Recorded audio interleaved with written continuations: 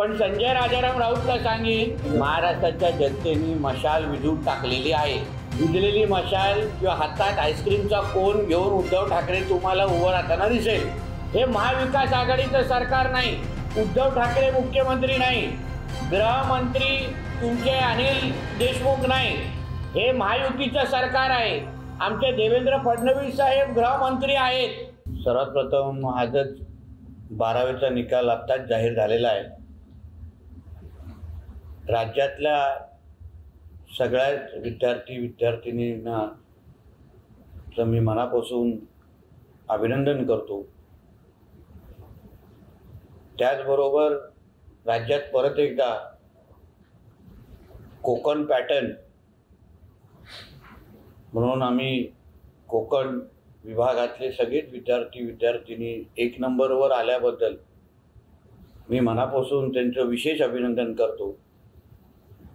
अशाच पद्धतीने कोकणाचा मान आमच्या विद्यार्थिनी वाढवत राहावं अशा शुभेच्छाही त्यांना मी मनापासून देतो. आज सकाळी संजय राजाराम राऊत बोलत असताना ज्यांनी एक साधी सरपंचाची निवडणूक लढवली नाहीये, तो निवडणुकीचं आकलन आणि ॲनालिसिस करताना दिसला. ज्याचा पक्षप्रमुखच मतदानाच्या कालच्या दिवशी शेंबड्यासारखा रडत असताना आपल्याला दिसला.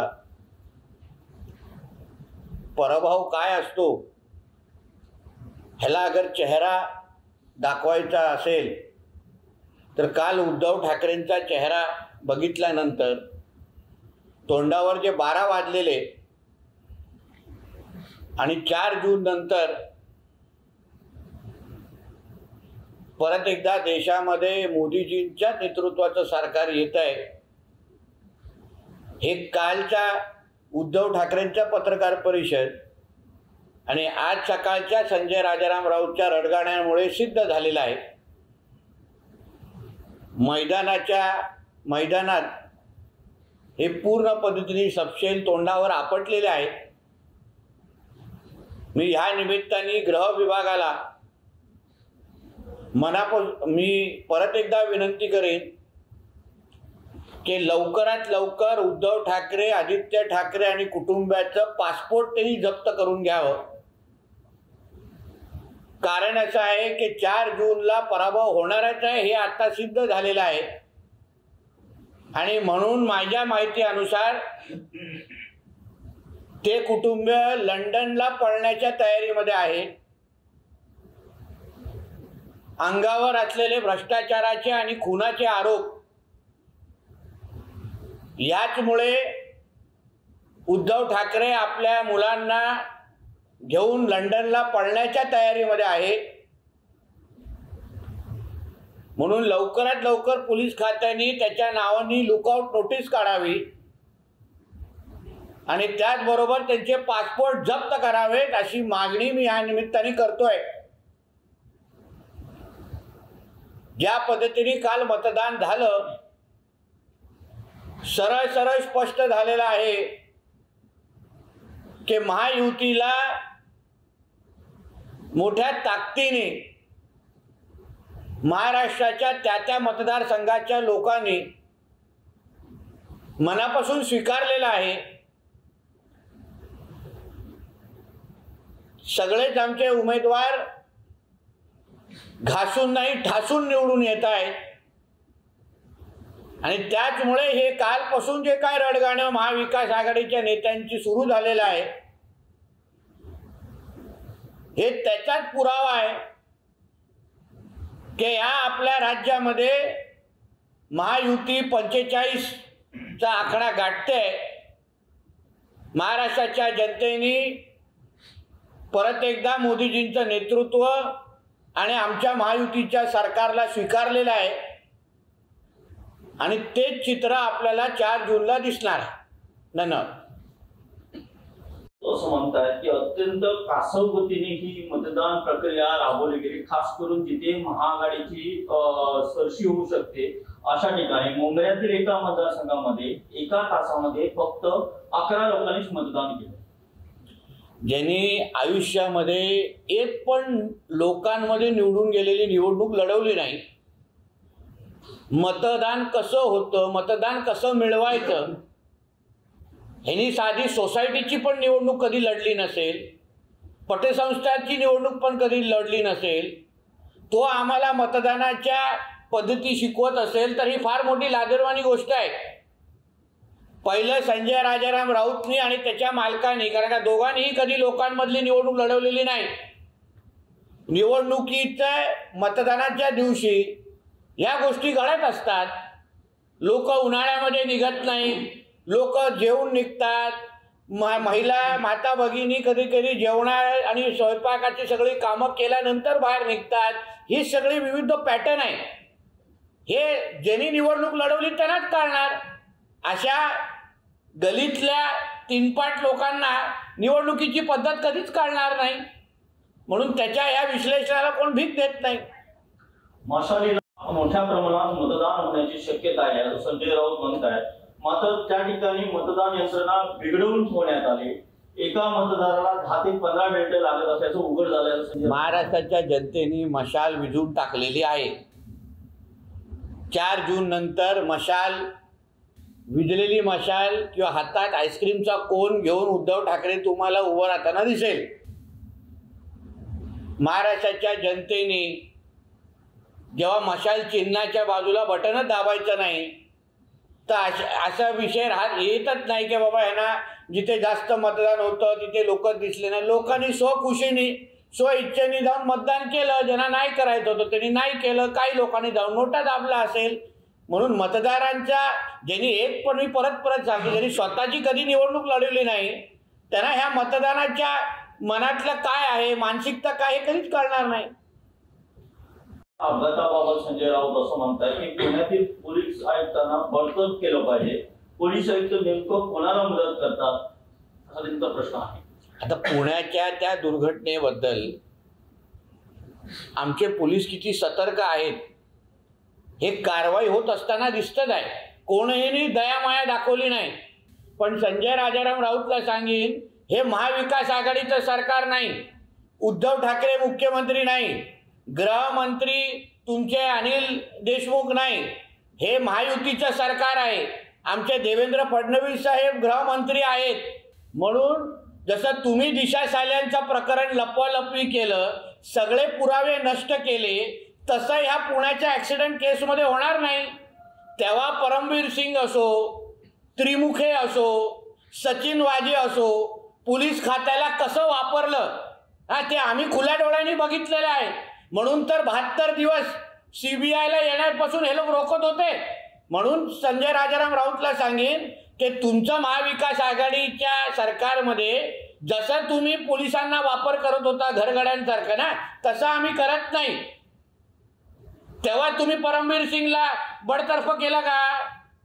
तेव्हा तुम्ही पोलीस आयुक्तांवर, कुठल्याही पोलीस आयुक्तांवर चौकशी लावली का? म्हणून जे काय व्हायचं आहे ते व्यवस्थित पद्धतीने कारवाई होईल आणि ज्याला शिक्षा लागायची शिक्षा लागेल. हे आमचं महायुतीचं सरकार आहे. देवेंद्रजी फडणवीस आमचे गृहमंत्री आहेत. कोणालाही माफी मिळणार नाही आणि योग्य तो तपास होईल एवढा विश्वासाने सांगतो. बोलताना संजय राऊत असं म्हणतात की निवडणूक आयोग मतदारांना रोज 10 वेळेस मतदान करण्यासाठी आवाहन करत होता. आम्ही कुठल्याही पद्धतीचा संभ्रम निर्माण केला नाही. नेत्यांनी मतदान करणे सांगणे म्हणजे संभ्रम असं होत नाही. त्यांनी राज्यघटना आणि आचारसंहिता पुन्हा एकदा वाचणं गरजेचं आहे असं संजय राऊत. संजय राजाराम राऊत आणि त्याच्या त्या तीनपाट भावांनी, आमदार भावांनी काल भांडूपमध्ये बूथ कॅप्चरिंगचा प्रयत्न करत होते, पण तो सपशेल फसला. कारण का आमचा म्हणजे काय निवडणूक आयोगाचे अधिकारी असो किंवा आजूबाजूची जनता असो एवढी सतर्क होती की या दोघंही राजाराम राऊतांच्या मुलांना बूथ कॅप्चरिंग करायला दिलं नाही. कारण हे काय तुमच्या ममता बॅनर्जींचं वेस्ट बेंगॉल नाही, हे आमचा महाराष्ट्र आहे. इथे तुम्ही बूथ कॅप्चरिंग करत असताना या दोन्ही भावांची काय अवस्था गेली, त्यांना पळून लावलं तिकडून. म्हणून त्यांनी आम्हा लोकांना शिकवू नये. फक्त हे नियम कोणीही पायतळी तुडवत असेल ना त्याला योग्य ती शिक्षा होईल याचा अंदाज काल त्यांनी घेतलाय. गेले 5-6 दिवस सिंधुदुर्ग जिल्ह्यामध्ये अवकाळी पाऊस पडतोय. या अवकाळी पावसाने फार मोठं नुकसान केलेलं आहे. शिवसेना उभाटा आघाडीकडून अशी मागणी करण्यात आली की तौक्ते वादळाच्या धर्तीवर मदत मिळावी आणि 5 दिवसात मदत नाही मिळाली तर त्या सर्व बाधितांना घेऊन आंदोलन करण्याचा इशाराही दिला आहे. तौक्ते वादळ असो किंवा महाविकास आघाडीच्या काळात आलेले वादळाच्या वेळी उद्धव ठाकरेच्या सरकारने किती मदत जाहीर केलेली आणि त्या बाधितांना किती मदत हातात मिळाली ह्याचा हिशोब मग आम्ही जिल्हाभर बॅनर लावून दाखवतो. उद्धव ठाकरेंनी सांगितलेले घोषणा केलेले पैसे आणि वस्तुस्थितीमध्ये लोकांच्या हातात आलेले पैसे ह्याच्यामध्ये जमीन आसमानचा फरक आहे. तेव्हा ह्यांच्या सरकारने दमडीही दिली नाही. आमच्या सरकार, आमचे कलेक्टर, आमचे तहसीलदारांनी सगळे पंचनामे केलेले आहेत.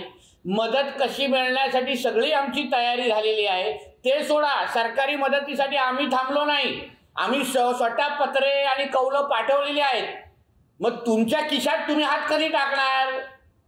हे जे काय कॉन्ट्रॅक्टच्या पैशांनी आणि गॅसच्या पैशांनी तुम्ही पैसे कमवतात ना, मग खिशात हात टाका, लोकांना मदत करा. कशाला सरकारकडे नेहमी हात पसरवत बसतात? आमचं सरकार भरघोस मदत करणार, तुमच्या उद्धव ठाकरे सरकारपेक्षा जास्त करणार. पण हे जे काही बोलणारे लोक आहेत, स्वतः अब्जावधी झालेले आहेत, मोठे मोठे घरं बांधलेले आहेत, एवढे पैसा कमवला आहे की इन्कम टॅक्सच्या इन्क्वायऱ्या तुमच्यावर सुरू आहेत, खिशात हात टाकून लोकांना मदत कधी करणार?